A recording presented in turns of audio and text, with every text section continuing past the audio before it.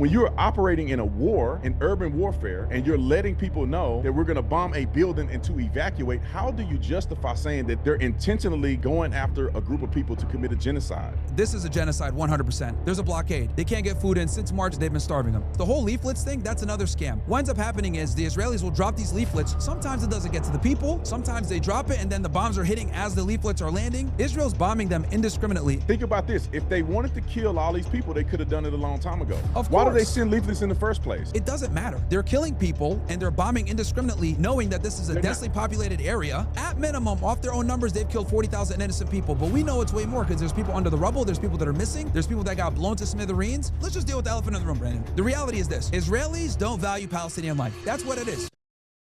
I'm talking about the deliberate hatred of Jewish people for the sake of them being the conspiracies and lies that are targeted against Jewish people, assuming that all of them are the same, lies online about them committing genocide and operating in an apartheid They're committing a state. genocide. It is the apartheid. They're not committing genocide. What in the world make you think they're committing genocide?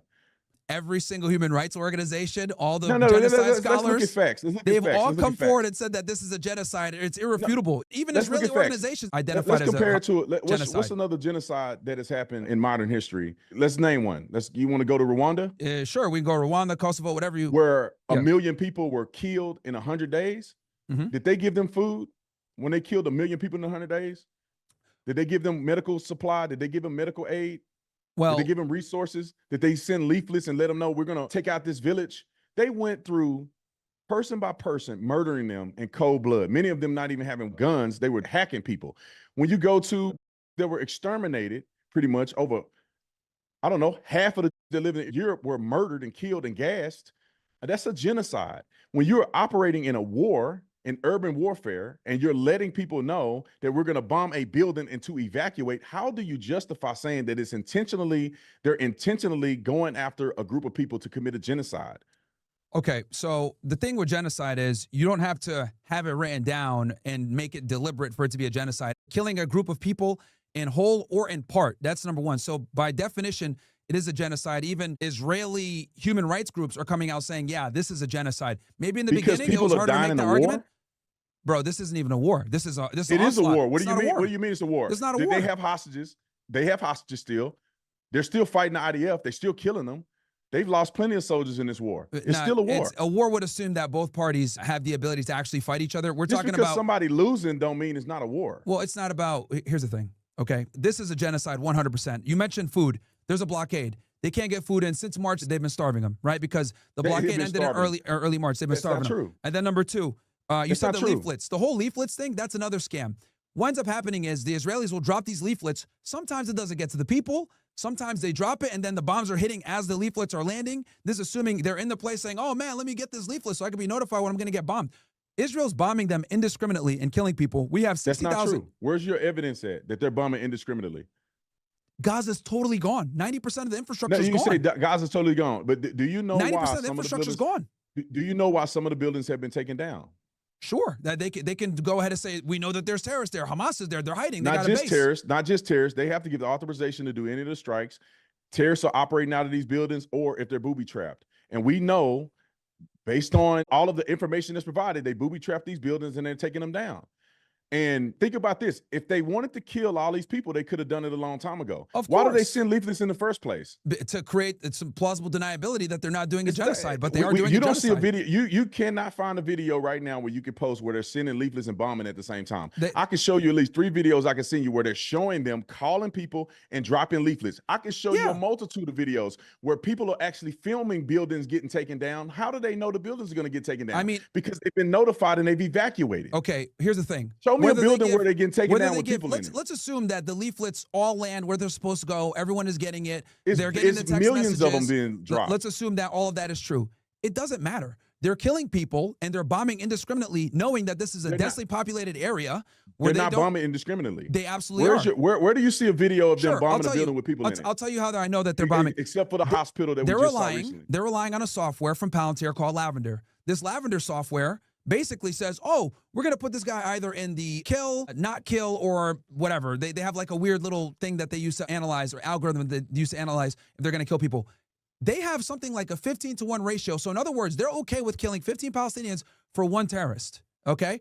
This is why that's not the war ratio that's even 83% of the people that they've killed in Gaza are civilians. 83%. This comes from their own stuff. This comes from their own declassified military documents. They've been killing innocent people all day. We got 60,000, right, that we know have been killed. That doesn't come from people. According to who? That comes from the Hamas ministry, and Israel has actually accepted that number, right? Yeah, because they're reasonable. They say, okay, it's we'll way more than number. that. It's like 300K easily. How many people live in Gaza? 2 million, 2.3. And you said 60,000 have been killed in a 2-year war. And majority of them are innocent, and there's more than 60,000. How many of them are combatants? Not even 20K. Not even. How do you know? Who's giving that number? That's what Israel's giving. They're giving somewhere between 15 and 20K. They're claiming are Hamas combatants. So at minimum, off their own numbers, they've killed 40,000 innocent people. But we know it's way more because there's people under the rubble. There's people that are missing. There's people that got blown to smithereens that we don't even know where they are. And they could people be combatants. And they very well could be combatants. How do you know if they're not combatants? Brandon, 2.3 million people. Hamas' fighting force is not that big. How do you know how big their force is? Their fighting force is not that big. They don't wear uniforms. They don't have military bases. How do you calculate how many people are Hamas? How many people are they recruiting? How do you know? Regardless, here's the thing: as they kill more people, it's a war going on. Yeah, I get it. As they kill more people are probably joining Hamas because they're killing innocent people every day. But the point is it's a war going on. It's a war going on, Myron. They're not just bombing buildings with people in it. Okay. Just for no reason. So let me ask you this. Let's go to October 7th. Let me use that same exact phrase that you did. It's a war. It's a war. It's a war, Brandon. They went in there. They kidnapped the 200 people. 1,200 people died. It's a war, bro. It's a war. Yeah. Would that be acceptable? Look, this is what I say every time I go on campus. I say, I don't have a dog in the fight. When I say I don't have a dog in the fight, I'm not Israeli or I'm not Palestinian, and I'm not there. I'm an American.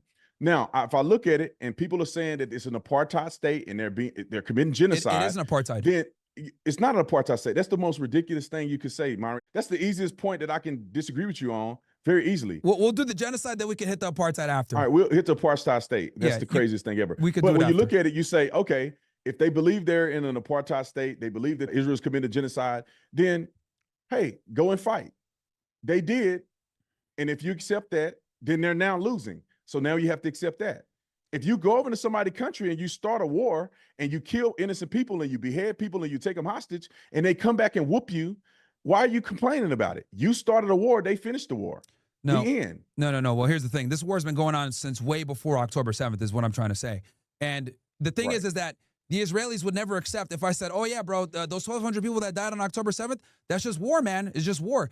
It's like it's a difference between making strategic strikes against a country that initiated a war and have your people still hostage. And they're firing rockets into Israel all the time. Okay, well, if we're going to go ahead and use the hostage thing, how many hostages does Israel have of Palestinians? They got like 11,000. And a lot of them were arrested without charge. They have no due process. They were just kidnapped because they're Palestinian. And that's what you say. That's not the truth. They have 11,000 prisoners right now in Israeli prisons. That don't mean they're all hostages, brother. They arrested people for no reason. A lot of them are there without charge. No charge, no court case, no nothing. They just picked them up and arrested them for no reason. They just pick them for no reason. They just want to. Where they go? The West Bank or Gaza to get these people. There's a bunch of prisons all across the place. Why is it not? They're raping 50,000? prisoners in there. They're doing all that. Why is it not 50,000? Why is it 11,000? 11,000 is too much in itself. See, here's the thing. Let's just deal with the elephant in the room, Brandon. All right. The reality is this: Israelis don't value Palestinian life. That's what it is. They don't care. True. They don't value Palestinian life whatsoever. How is that true? An Israeli life is worth far more than a Palestinian life. That's why they're kidnapping them. They're putting them in jails. They're putting them in the prisons. People are protesting saying, oh, yeah, we have the right to our adversaries in war. It doesn't matter. People were literally protesting saying that we have the right to Palestinian males in prison. This is the kind of country that we're dealing with here. Giving ally. Have you ever been to Israel? Have you ever been to Israel, Myron? No, I would never go. They'd kill me.